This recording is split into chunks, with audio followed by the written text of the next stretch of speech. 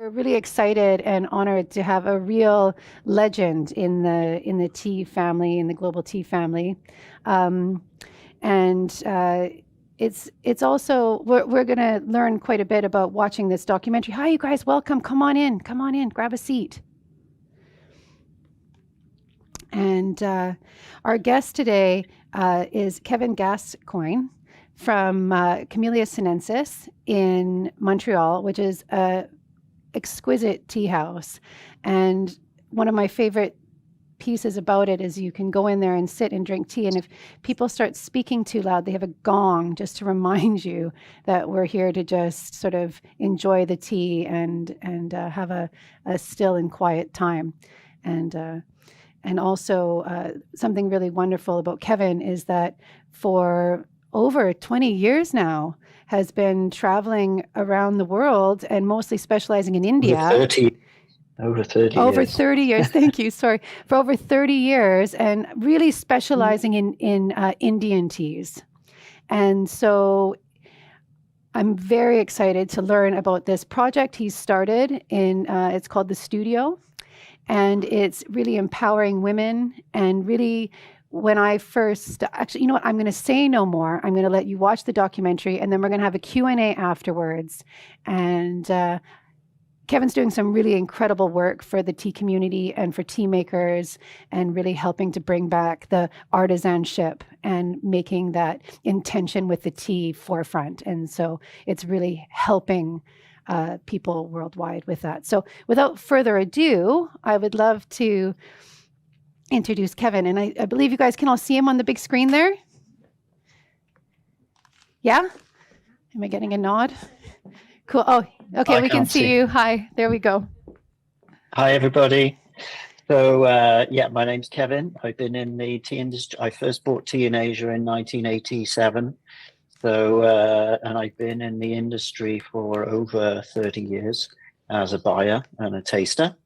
And I've done many, many, many different things, publishing, writing, wholesale, import, distribution, all sorts, almost everything.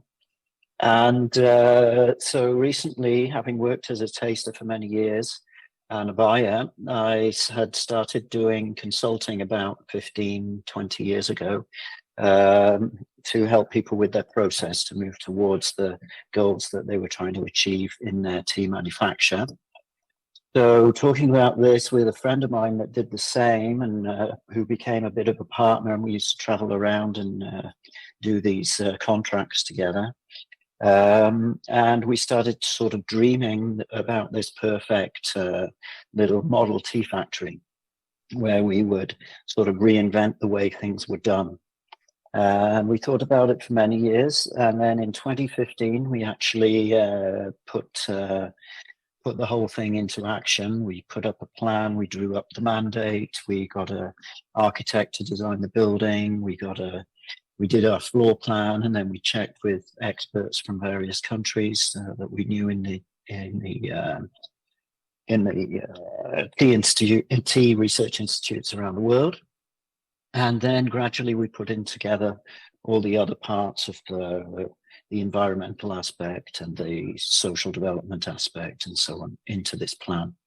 So it's quite fun, and the little short video that we're going to show you explains many elements about the tea studio, and it was made for an audience who didn't know about the project. It was made for a group of food journalists around North America, and it was done by a PR company, and the whole thing was filmed on a telephone, but it actually came out quite well. So without further ado, I'm going to let you guys play the video. And then at the end, if you have any questions at the end, hopefully we'll have a little time for some Q&A. And so save those questions. I'll be happy to tell you anything you want to know afterwards. So Thanks, shall we roll Kevin. film? Here we good? Okay, just over here for a second. I'm drinking tea from the tea studio, and right now I'm having the Malfang.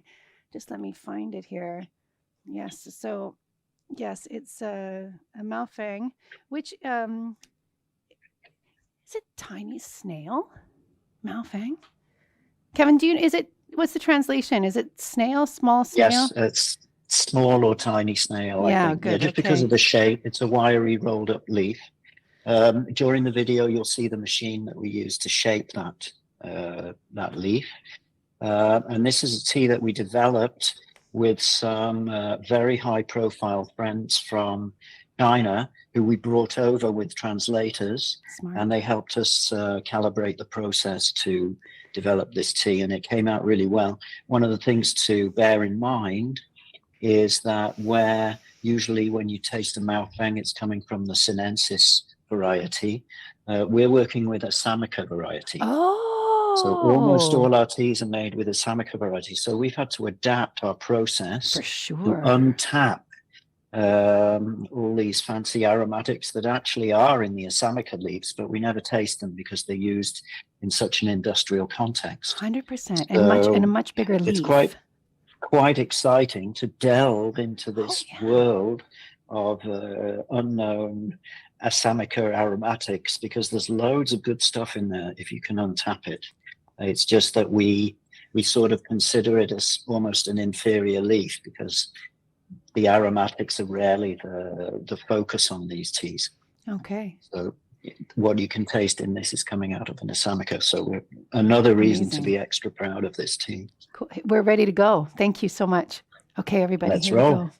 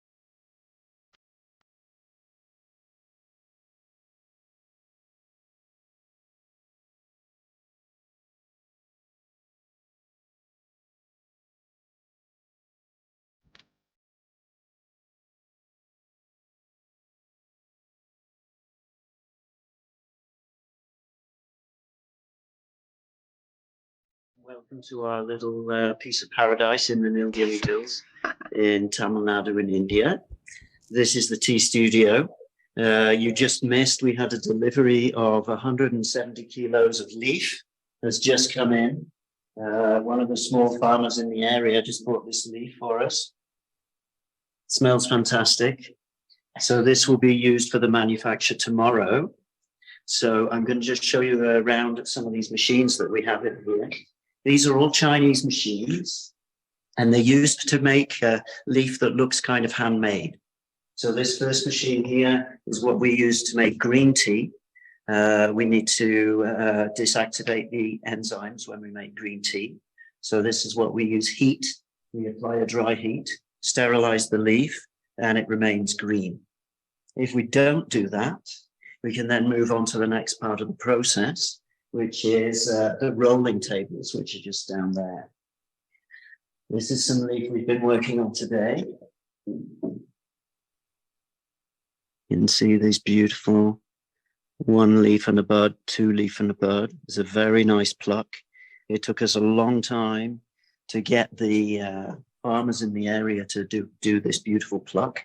But now we've got quite a few that are giving us really nice leaf. And so, yeah, so we're sort of in business with that. We've been operating now for almost 6 years. We sort of started working on this project 2015. We opened the machines in 2017, and this year we made 5.5 tons of tea. We make to order, We're involved with another tea company, and the two tea companies order the tea they need, and then they sell it in their own markets. So one of those companies is obviously Camellia Sinensis. So these little machines that we use are usually used to make the Chinese styles of tea that you probably know if you shop in Camellia Sinensis. This machine would usually be used to make amji baicha. It's called a carving machine.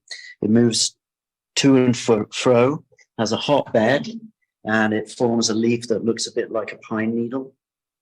So we have a few of these machines because we use these ones quite a lot. Here we have our little rolling machines where we put the leaf in here.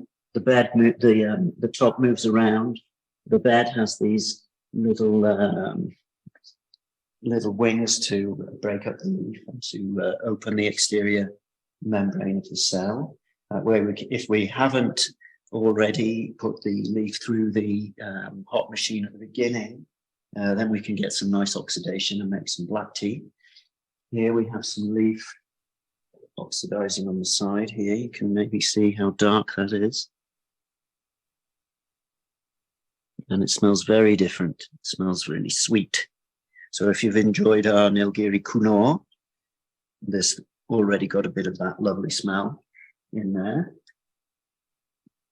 These machines here, at the moment, we just turned this machine off so it wasn't making a noise while we were talking. But this machine, if you've tried our bamboo tea, this one is about to go in the machine to be roasted to make the kukicha that we have in the shop. Here's some that just came out. You can see it's nice and brown. Delicious tea, really sweet. And this would usually be used to make a long jeans. It's come out of the machine already. You can see this. This will just take a little bit of sorting and then we'll be able to pack it up and then send it home to the shops. Here we have the machine that we use to make our Maofeng green tea. So if you've had the lovely green tea that we've been selling a lot, we make it in this machine. It's hand turned with some hot air coming out of here. We turn the leaf until it forms into the beautiful Maofeng that we have. And over here we have our dryer. This is our little dryer. It's known as an aroma machine. So the leaves are put onto these. It's still warm in here. We just turned it off.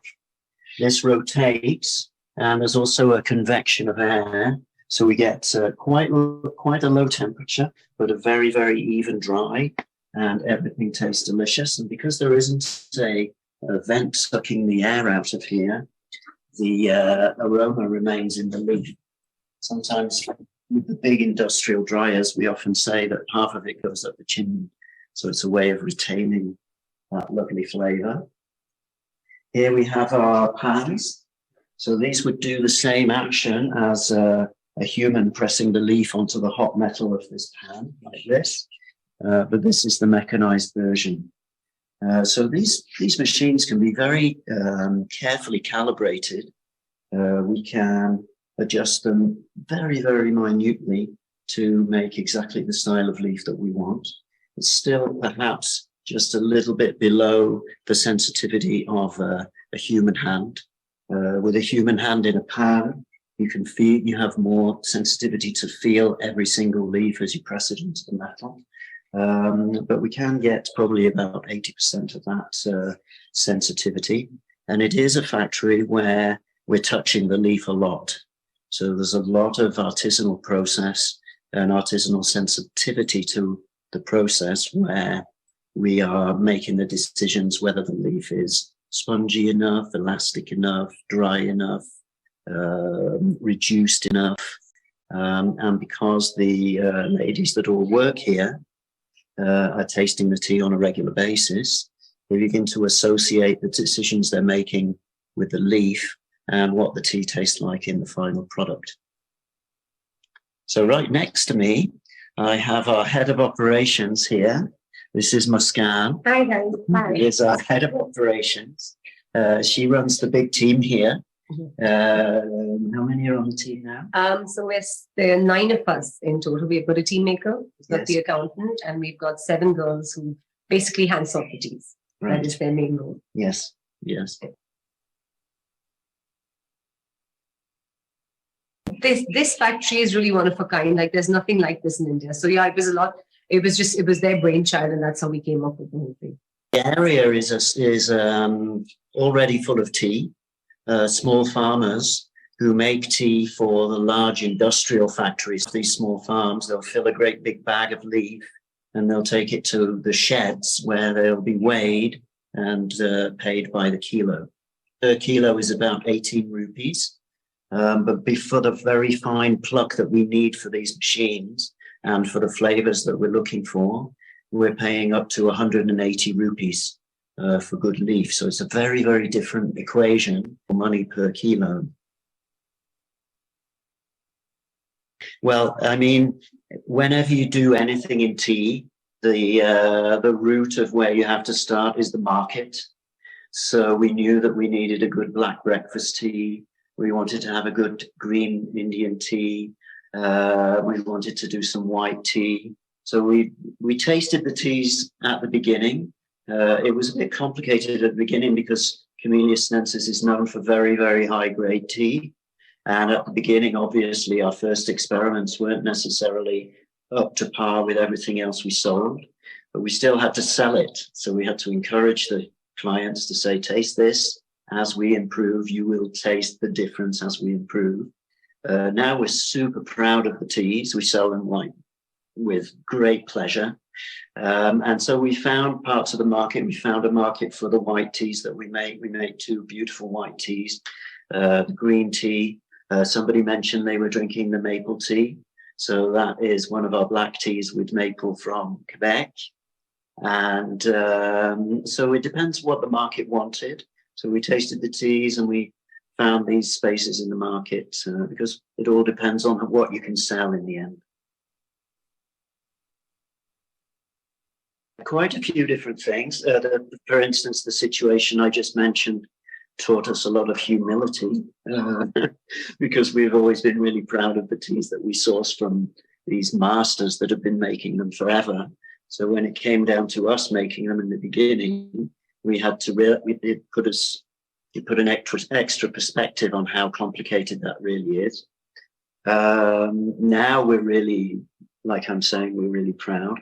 There are a few things that it's starting to make me realize is that the mandate that we put together when we designed this place with Indi, Khanna, who is our partner here in India, when we started designing this, we started putting all the different pieces into it, the improvements in the social structure of the place that would give opportunity to local women, the environmental factors. We use liquid petroleum gas, which has no emissions, and electricity. We're fitting solar panels this year.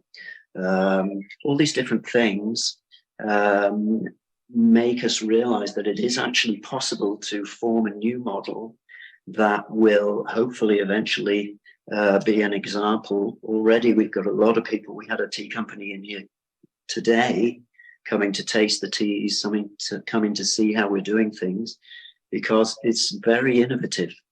It's really a modern way of doing things. We've got no waste at the end of the process. All the tea is being made to order.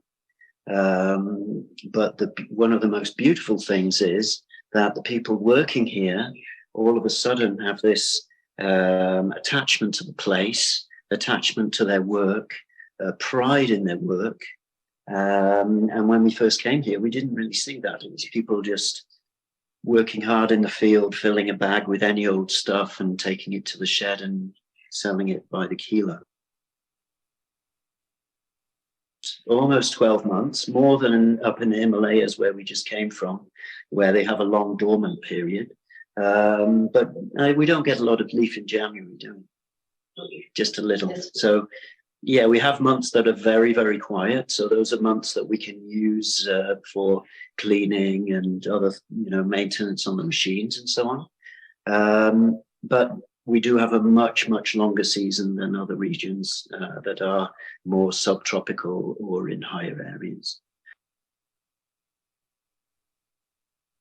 Japanese cultivars, no. One part because there are none in the region. We would have to grow our own. But the Assamica leaf that we use in this area is very similar to the one that grows in the Yunnan. So we maybe if you've been in the shop, you've tasted the maucha that we made. Maucha is the first process of leaf that you use to then press into a brick. So we've actually been tasting them today. We've been looking at the different mauchas that have been produced, and we're working on pressing them into a brick.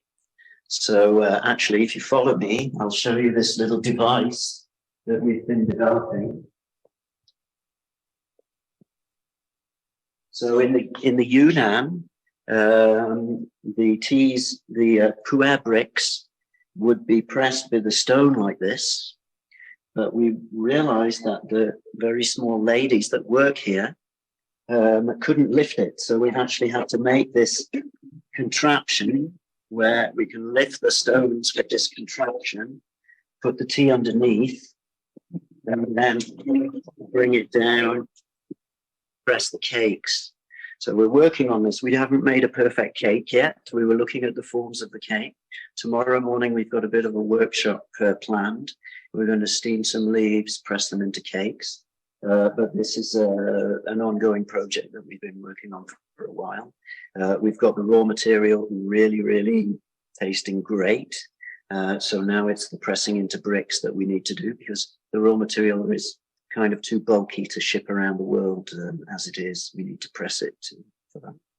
And who knows, maybe we'll be selling tea to the Chinese. Actually, these machines were developed to use with the Sinensis leaf, but there's very, very little in this region. So we've had to adapt our process to the Assamica that grows everywhere here. And so that's something we've been really surprised with, how good we can get the green teas and the black teas tasting. Assamica is good for black teas anyway, but for the green teas and the white teas, we've had some really exceptional, very aromatic results. So that's quite exciting.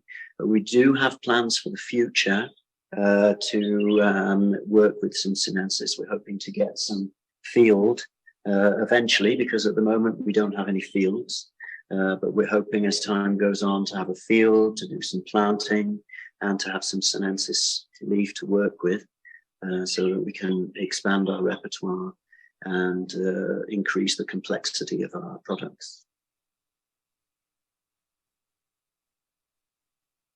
There are about 7 or 8 working here. If we need more, I think we can always get 1 or 2 extras and a cat. Yeah, and they're all female. Actually, it's an area where the women don't have a lot of opportunity, and they're often married off very young. But if they're bringing in a wage, they often get a chance to live with the family for a bit longer, so they have a chance to become adults a little bit. So we see some really beautiful results here of these young women coming in, finding it interesting, but then gradually getting more and more passionate about making the tea, feeling the leaf, moving it around, making decisions, and got a very beautiful team of very proud people working here. And even the people who deliver the leaf are the ones that tried to trick us with filling the bag with leaf too long and not small enough and not fine enough. Now they're coming in saying, look at this leaf, with a big proud full chest and feeling great about it. So even in the field, we're seeing change in this kind of pride of process. So that I never even thought of that as it's sort of a byproduct, but quite a beautiful one that we weren't really expecting. And as we know, we all need to feel relevant in what we do. The more relevance that your life has, the more you feel like you're part of making a difference and making decisions that are important and being part of a good team, the better the quality of life is. So we're happy to be part of that and have this great team working with us. Quite difficult at the beginning to find anybody to work with. We sort of landed in the valley a bit like an architectural little spaceship. So nobody really knew what we were doing here at first. Gradually, we got to know some of the villagers. Vedagi, who's our chief tea maker, she helped us a lot with contacts. And then gradually, through knowing people and getting to know other people, almost everybody has tea people in their family. And then gradually we had one guy started to bring us the right leaf, and he got well paid for it, and the word went around. And then another guy said, well, I can do that too. And slowly, we've got all the leaf we need, to the point now we had somebody come in today wanting to sell us leaf, but we don't even need the leaf. We've got enough growers now. And like I was saying at the beginning, we just got 170 kilos of leaf in the whittling trough here, all ready to make lots of tea tomorrow. So we're quite nicely set for leaf at this point. She used to be a school teacher in the village. She was, and she speaks perfect English, which is very useful for us, for other visitors, and also for Muskan, who comes from another part of India. So they communicate in English because they speak the local language here, which is Barga. Surprisingly small investment originally. And so the way it works for us as two tea companies, because we own the factory, we buy the leaf when we need it. We pay cost of production for the leaf. So instead of buying off a factory who is making a profit on it, and then other people who make a profit in the chain, we're just taking it straight out of the factory at the price it costs to make it. So that way, that little extra piece goes back onto the investment that we originally put in. And because we're a tea company, we sell as much of the teas from here as we can. If anybody is ever in India, we do offer a day here. You can come and make the tea and go home with a couple of bags of tea. We also quite open source to other companies. We've had groups of tea producers coming from Colombia. We had a big group come down from Darjeeling. Even the Darjeeling planters that work in the big plantation system, there's a lot of advantages to this style of manufacture for really understanding what happens to the leaf as it goes through the process, because it's a little bit more hands-on, a bit more touchy-feely. So, yeah, if anybody's ever in India, let us know. Come and make some tea with us. We really set it up so that it could be sort of used as a schoolroom as well. So that was part of the plans.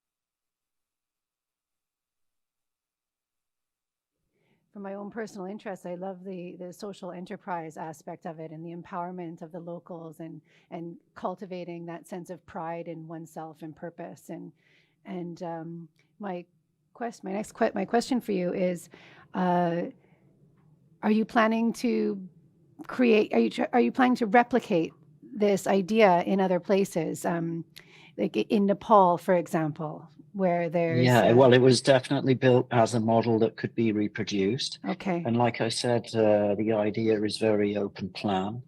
It's built without any artificial funding from charities or anything like that. It's very important that something like this is a functional economic model. Okay. So we built it like that, but we really did want to put it out there as a as a new way of doing things. The idea of not making tea to store and sell later, but only making to order, reducing the waste factor. There's so much tea sitting in warehouses around the world that is affecting the prices of the teas that we buy, especially tea on the more commodity range. So it's a big problem in the world. We're also seeing the plantation systems are starting to falter. It's no longer a relevant way of doing things and organizing labor and so on. And there are too many pieces of the structure that need removing, and people need more respect than that, and so on. So we see that starting to fail and cracks. So the idea is to show a model where when that does happen, here's something that is actually working. So, and this was filmed in 2023, last year, year before last. No, earlier last year. We're nearly at the end of 24 now. But since then, we did the solar panels on the roof. We're completely independent for electricity now. So little things like that can be also built into the model, and it would be very easy and inexpensive to reproduce. And I have had interest from 4 different countries to build this in a region where there is this small farmer setup, where we could start using this form of manufacture, this alternative way. I was in Ilam about 10, 12 years ago, and I really noticed that there were a lot of small farm plantations, and it was all for CTCT. And but the quality of tea, and there were these really I don't want to call them old growth, but very old tea fields that were there. And there were, one of the farmers was bringing in Chinese masters to come and help teach how to make more artisan teas. Was that something you did with the studio? Yeah, we had Chinese guys. I had guys from Longjing and Zhejiang, people who work in who run their own commercial gardens, but also are some of the top dudes at the research institutes. And they came over and they just plowed straight in and showed us how to calibrate the machines. They showed the tea makers what they should and shouldn't be doing, and it totally changed the game for us. We'd had the technicians that brought the machines over that had a minimal knowledge of what to do. They show you, you turn it on here and then put the leaf in here. But once we did some more detailed calibrations of the process, it made a big difference. So we did that, and then we've had people coming from other regions. Like I said, we had a lot of people coming down from Darjeeling. But most people are coming to learn, actually, which is the really exciting thing. We just had a lady from Bhutan down who runs the little Samchaling place. She just spent a week with us. So a lot of people coming down, and we tend, as we sort of charge as little as possible, because we think it's really, part of what we do is for business. But, like you were saying in your introduction, we all love tea. We're all part of this world. I've made my living out of working in tea. So putting something back is so important, and we should all be trying to do that. 100%. And I think with the artisanship of what you're creating, there's more care to the environment, there's more pride in the work. And then that, in a sense, is also really environmental as a whole, because mass tea farming necessarily isn't the most environmental process. So I was really inspired learning about what you were doing, and how in that way as well, it helps with the environmentalism. Does anyone have any questions? Oh, Kevin, the question was, where can we buy the tea? And from the Camellia Sinensis website would be the best? Yeah, on the website, Camellia with 2 L's, -sinensis.com. If you look up tea studio, I think there's a whole section of tea There studio is. teas there. Yeah, there is. Yeah. So Mhm. that's a really great option. And also, I just Mhm. also like Camellia Sinensis has an exquisite tea selection, and it's from what you were saying earlier about the storage of tea. I found that really interesting as well because being a seasonal tea drinker, I love fresh tea, and you can really feel and taste the chi and like fresh teas. And so Mhm. that's Mhm. something with, I like how you're processing it, sending it straight to your different Yeah. distributors, and so we get that as the consumers, we get that opportunity to have really fresh tasting teas. Yeah. Well, And everything in the Camellia Sinensis catalog, we have at any one time, we have around 200 teas, sometimes a little more. But it is a dynamic collection that's continually changing with the seasons, which is an inventory nightmare, but we kind of got used to it. But we've been around for over 25 years, so we've been, we've worked it out. And there are 4 of us travel in Asia every year. I've been in India every year for the last 32 years now as a buyer. as a So, curiosity, because I love tea hunting, and so I Mhm. really wanted to ask you, how did you start?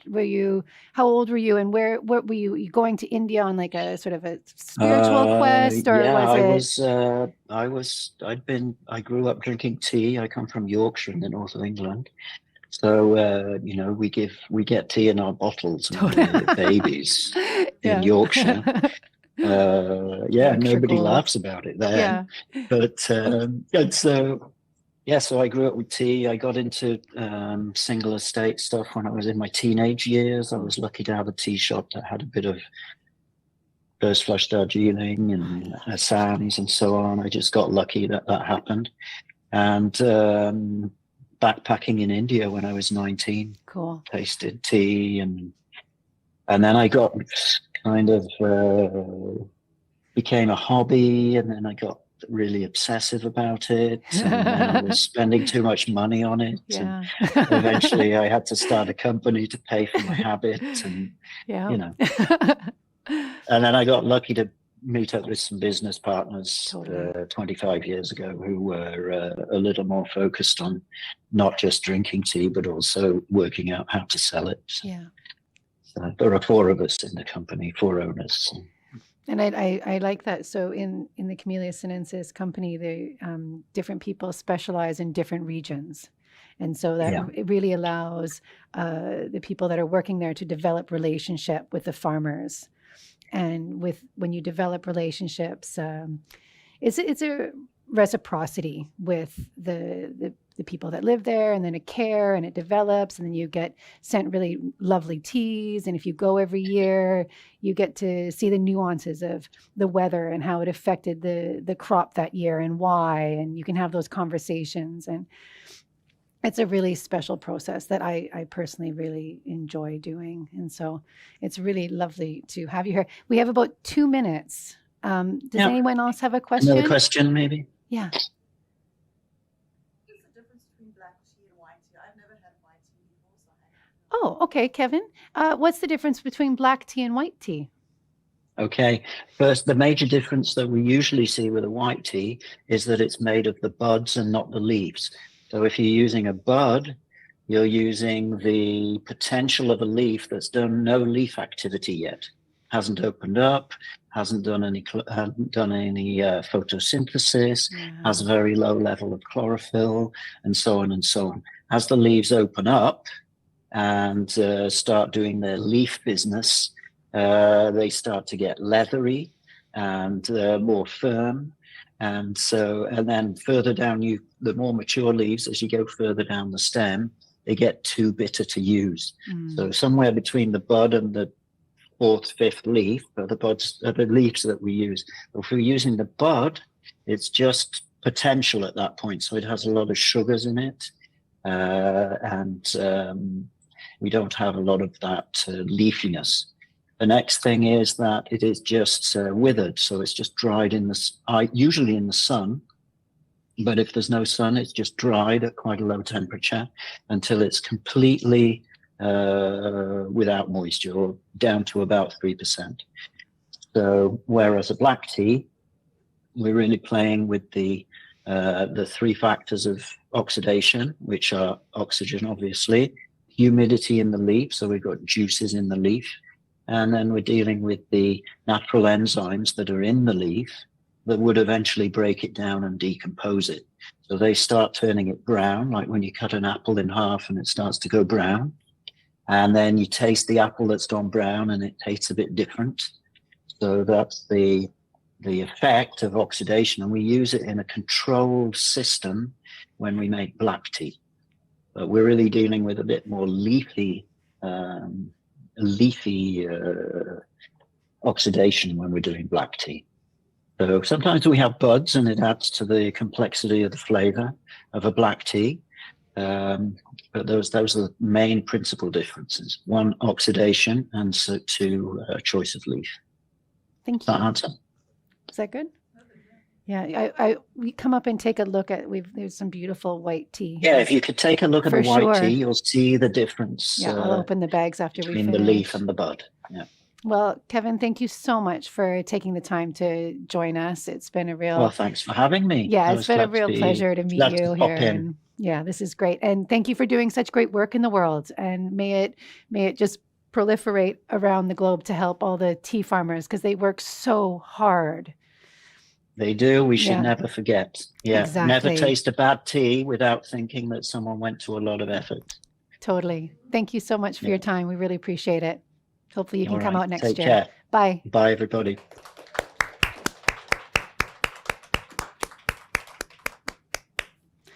All right, everybody. That was awesome. He's a legend, like a proper tea legend, that guy. So that was really exciting for me and for the tea festival. And yeah, so thanks for coming and watching the documentary and seeing it. I find it really inspiring that people are wanting to build on this artisanship. And for me, the main takeaway from watching this was that through, as the consumer, the more that we can